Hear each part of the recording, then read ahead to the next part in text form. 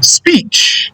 Al-Kalam. The Kalam, speech of Allah, is an eternal, everlasting, necessary attribute of His. Yani, an attribute of His self. The mental argument that He must be ascribed with speech is that had He not been, He would be abkam, dumb or mute, which is deficiency and imperfection. Deficiency and imperfection are impossible for Him. This is the same argument for hearing and sight, which is that had He not been hearing, He would be deaf, and deaf is deficiency, and deficiency is impossible. And had He not been seeing, He would be blind, and blindness is deficiency, and deficiency is impossible. So it's the same argument, just replacing some relevant words. And Nasafi said, وَهُوَ مُتَكَلِّمٌ بِكَلَامٍ هُوَ صِفَةٌ لَهُ أَزَلِيَّةٌ. He is a speaker by a speech that is an eternal attribute of His. لَيْسَ مِنْ جِنْسِ الْحُرُوفِ وَالْأَصْوَاتِ. It is not of letters and sounds. Yani, it is not a type of letters and sounds. وَهُوَ صِفَةٌ مُنَافِيَةٌ لِلسُّكُوتِ وَالْآفَةِ. It is an attribute that negates speechlessness and imperfection. It is valid to say that Allah is a mutakallim, speaker, and it is not valid to say that He is a nautiq, an utterer, or a pronouncer. He did not ascribe to Himself utterance, nutq, or pronunciation. He ascribed to Himself kalam, speech, and qawl, saying. So He's mutakallim, speaker, and He's qa'il, sayer. These expressions refer to an eternal attribute, the same attribute. An attribute that is also called Quran, as we shall see, and we already said. Its meaning is mentioning, dhikr, and informing, ikhbar. The meaning of speech and saying, the meaning of speaking and saying is mentioning and informing, not uttering. And of all these words here, the most general is mentioning. Mentioning. All of that, all the different considerations of speech go back to dhikr, mentioning.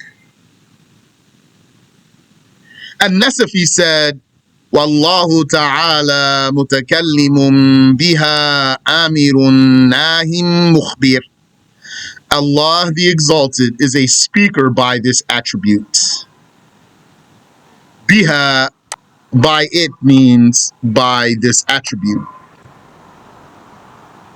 A commander, a forbidder, and an informer.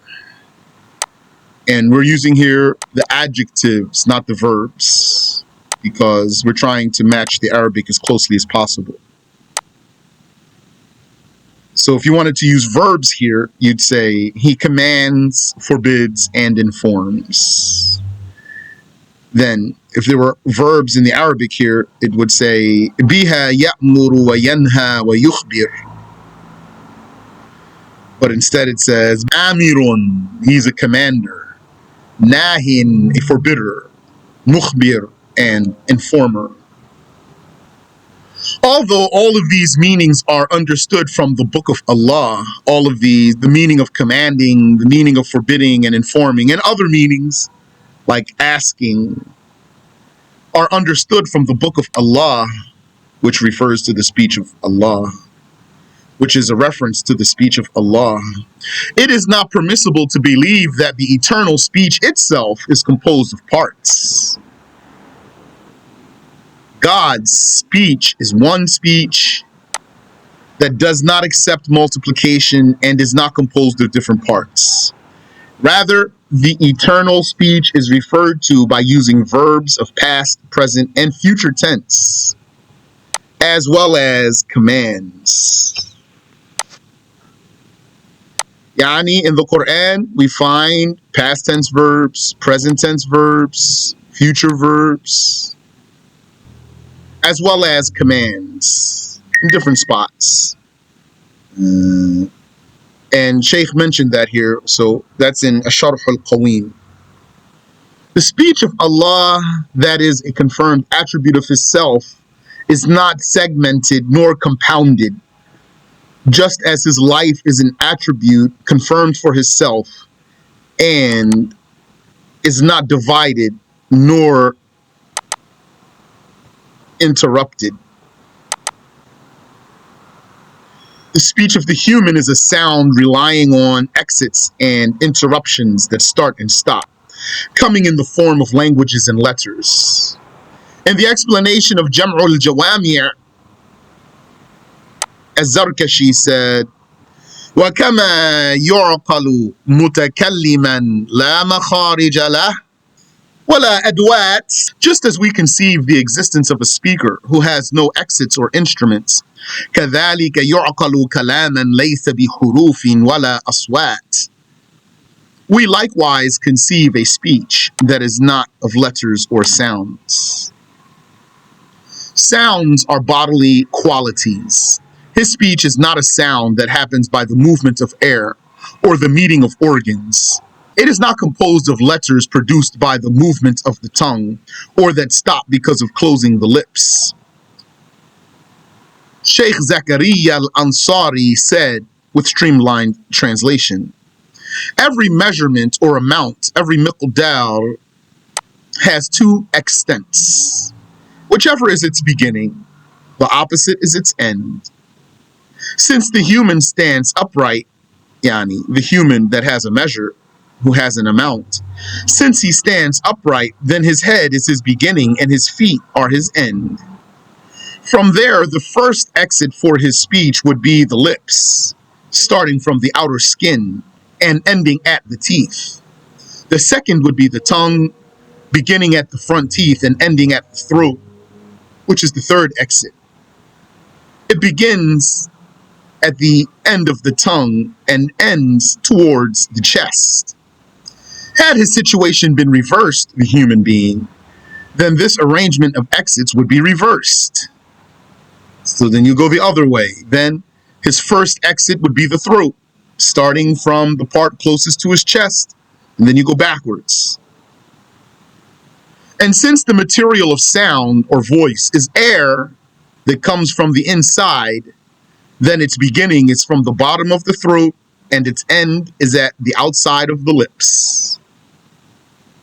Had God's speech been utterance or pronunciation, that would have come in the Quran. Had his speech been utterance or pronunciation, then his case would have been like what's described here by Zakaria al-Ansari. Had God's speech been utterance or pronunciation, then his case would have been like what's described here by Zakaria al-Ansari. And that would have come in the Quran. Anything related to this attribute is called mukhbarun anh, informed about, told about. So then knowledge pertains to what? What is known. Knowledge pertains to what is known. Hearing pertains to what? What is heard. Sight pertains to what? What is seen. Power pertains to what? What is controlled. Will pertains to what? Will pertains to what is meant. And speech pertains to what? To what is told. Mukhbarun anh, what is told. Speech pertains to what is spoken, yani what is told. What is informed about, what is told about. He is truthful in all that he says, and he does not break his promise. He is truthful, so being truthful, that's a reference to speech. Saying he's truthful means he speaks. Implies, yani, that he speaks.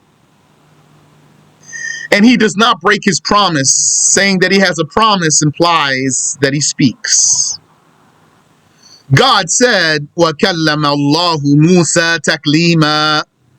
Allah spoke a speech to Moses, sallallahu alayhi wasallam. So here, that's very literal translation. We could make it more literal if we try to follow the word order. Then we would say, Allah spoke to Moses a speech. وَكَلَّمَ اللَّهُ Musa, Allah spoke to Moses, taklima, a speech. You know, our sheikhs usually say, Allah spoke to Moses with his eternal everlasting speech, which is correct also.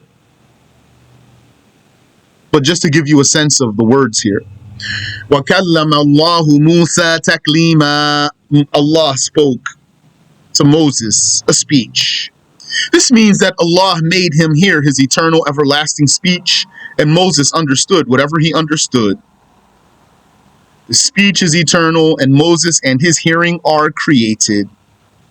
We believe that he heard the eternal speech without it being a letter, sound, or a specific language.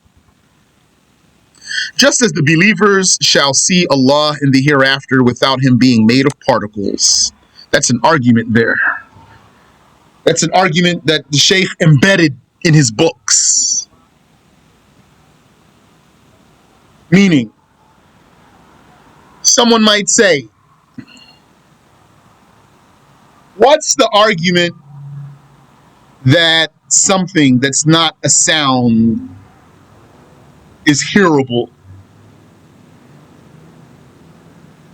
So Sheikh's answer is, like what is not of a volume or the attribute of a volume is seeable. Like what is not a volume or the attribute of a volume is seeable, what is not a sound is hearable. Now, I never saw the Sheikh, though, elaborate further than that about the speech. About seeing what's not a body or an attribute of a body, we have detailed argument, which we'll come to. Hearing what's not a sound, the Sheikh compared that case to what we have detailed argument for, which is seeing what is not a volume or having the attributes of a volume. And Allah knows best. I asked Sheikh Samir once, what's the argument that what is not a sound could be heard? So then all he did was repeat exactly what the Sheikh said. He said, like what is not a volume or the attribute of a volume can be seen. وَسُبْحَانَ اللَّهِ وَبِحَمْدِهِ.